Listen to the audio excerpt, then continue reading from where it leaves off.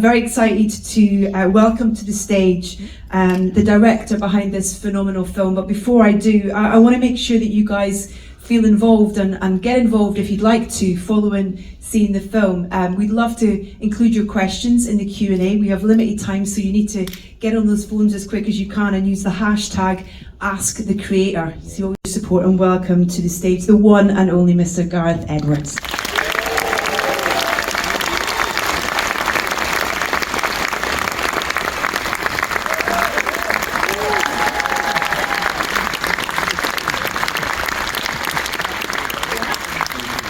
Sit down, sir. There we go. How does it feel walking into the cinema knowing they've all just watched your new film? Very nerve-wracking. Nice response, though. Yeah, it's hard to tell. There's so many people. There's lots of people I haven't seen here in a long time. There's actually the crew of the movie also here. Oh, right? wow. Round of applause for the crew who are in the room who are listening as well. Congratulations. Create with it. Am I allowed to swear? Yeah. No. Why not? I was hoping just... Late. I had a drink just to calm my nerves down. I've been doing publicity tour for the last week and it's been a nightmare. I just wanted to trying to make a film that wasn't, shit. And I think you achieved that, for sure.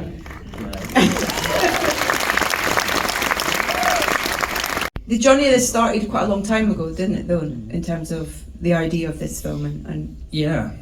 It was probably 2018 when I first started trying to write the first draft. And so, yeah, AI was a distant dream then, like flying cars and living on the moon.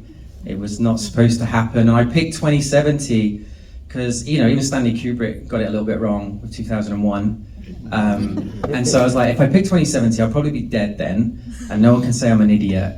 And I already look like an idiot because I probably should have picked like 2024, 2025. Did you do much research into that side of things, in terms of like where that side of the world may go in terms of AI? Because it's such a human story, but obviously they're part of that story and the journey of AI is part of that story. So when writing it, did you do like a load of research into where that's going, what that future is? I'm going to say yes. I did loads and loads and loads of research. There wasn't as much material as there is today. And I remember there was one story that really stood out on a podcast about AI. And this lady was basically doing an experiment to see if we would accept, AI as equals.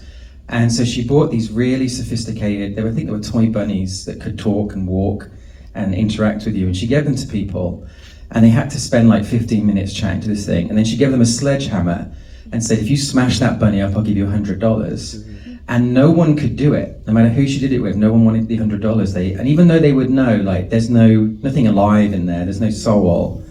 It's something about human nature. We sort of anthropomorphize objects. Like I'll speak to my car when it's struggling up a hill, or I even like say please and thank you to Siri on my phone and stuff like that. Like when the robo-apocalypse comes, which... You've been nice to them. Yeah. They'll be nice I'm going to be spared because I made this film. That was what I was really up to with this. Was the intent... Who says, how was directing such a young actor into those deep emotions? Madeline's extraordinary in this film. Can you tell everybody how old she was when you filmed this? 28. She's got, she's very smart. No, she was 7. 7 years old. Oh, wow. She's 9 now. Who cares? She's 9. She's lived that life. Yeah.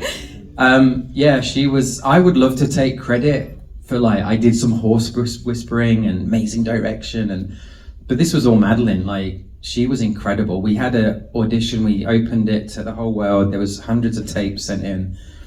She was the first girl through the door that we did an audition with, and she did this performance that made you want to cry.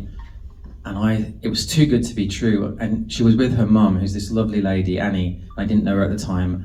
And I thought, the mum must be playing a trick. I bet you the mum told her her puppy died just before she pushed her into the room. And that's why she's doing it. So I kind of cheered her up. We chatted about other things, played a game. And then we're like, hey, let's do another scene. And I just tried to get her to do something similar. And she was even better. And she just left the room and we looked at each other like, oh my God, this is what you dream of. Because I hate films, no offense to most of them, but I hate films with little kids in. They can be so annoying. Apart from E.T. What? No, there's a handful that are amazing like that. You know, where they look out and they got amazing kids and they're classics, obviously. But there's a lot that don't get so lucky with the casting. And it was like, if we don't find the right kid, we probably shouldn't do the film. And thank God, you know, we found Madeline. So. And had you already cast John David at that point as well? I think so. Yeah, I think so. Why was he the Credits that we cut short of all the amazing, talented people. They're in the room somewhere. You know where you are. Thank you. The film's out this week. I can't wait to go and see it again. A huge round of applause for the wonderful Gareth Edwards, everybody. Safe home, everyone. Thank you.